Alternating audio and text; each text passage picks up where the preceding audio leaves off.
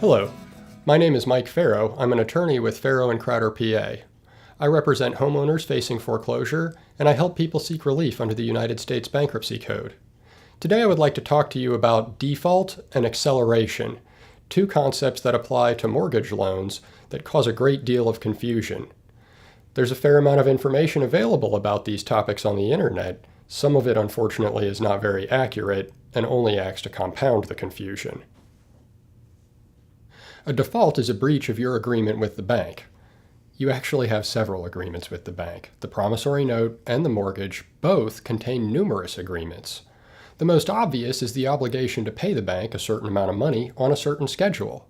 In addition to that, however, you've probably promised the bank that you will keep the property insured against normal hazards like hurricanes, fires, etc. And you've also promised the bank that you will pay the property taxes on time, and that you will not transfer the property to another owner without first paying the debt back to the bank. A breach of any of these agreements or any other agreement contained in either your promissory note or your mortgage is considered a default. Once the loan is in default, the bank has many options moving forward as to how they'd like to treat that default. It is possible that a bank, once a homeowner has missed several payments, could sue the homeowner just to recover the missed payments. I've never seen that happen, and I don't believe it happens very often.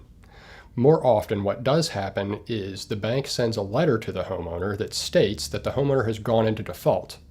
It will also generally tell the homeowner what needs to be done to cure the default. Most commonly, send a check and a certain amount of money within a certain time.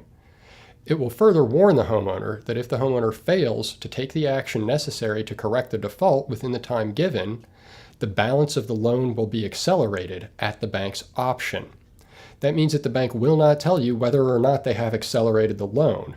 Most people generally find out when they've been served with a foreclosure lawsuit, and it says that the bank did exercise their option to accelerate the balance. Acceleration means that the bank is saying, even though you've only missed a few payments, we're now declaring the entire note due and payable. All future payments come due immediately, and payment of the balance in full must be made within a certain amount of time to avoid foreclosure.